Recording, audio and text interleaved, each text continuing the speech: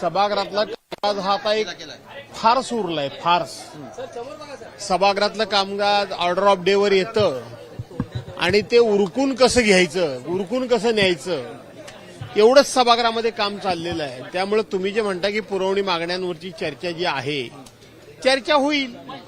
कारण पुरवणी मागण्या या सभागृहामध्ये मंजूर केल्याशिवाय सरकारला एकही रुपया त्या संदर्भामधला खर्च करण्याचा अधिकार नसतो.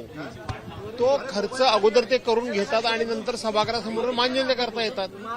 त्यामुळे तो फार्स फक्त असतो, बाकी काही नाही. एकीकडे महाराष्ट्रावरती मोठ्या प्रमाणात कर्ज असताना वारंवार ज्या प्रकारे पुरवणी मागण्यांसाठी निधी काढला जातो त्याबाबत काय सांगा? सांगितलं ना मी परवा सभागृहामध्ये सांगितलं की ह्या राज्याची संपूर्ण आर्थिक शिस्त बिघडलेली आहे, आर्थिक घडी पूर्णपणे विस्कटलेली आहे. राज्य रोज कर्जाच्या बोजाखाली दबतंय, परंतु सरकार मात्र मस्तीत आहे. कायद्याचं सुद्धा राज्य आहे असं म्हटलं जातं, सरकारकडनं सांगितलं जातं, पण कायदा सुव्यवस्था सुद्धा बिघडली. एका आमदाराकडनं एका कर्मचाऱ्याला मारहाण होते, कॅन्टीनमधल्या एका सर्वसामान्य कर्मचाऱ्याला मारहाण होते. असं आहे, गेले 2.5-3 वर्षामध्ये ज्या पद्धतीनं सत्ताधारी पक्षातल्या लोकांची वक्तव्य, सत्ताधारी पक्षाच्या लोकांचं वागणं, सत्ताधारी पक्षाचे लोक, मग ते मंत्री असतील किंवा अन्य त्यांच्या आमदार खासदार काही मंडळी असेल, ती ज्या पद्धतीनं वागतायत, बोलतायत, याचं साधारणपणे समर्थन करायचं नाही.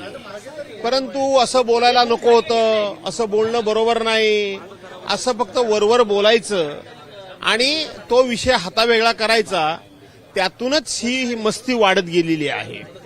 परवाच्या दिवशी आपण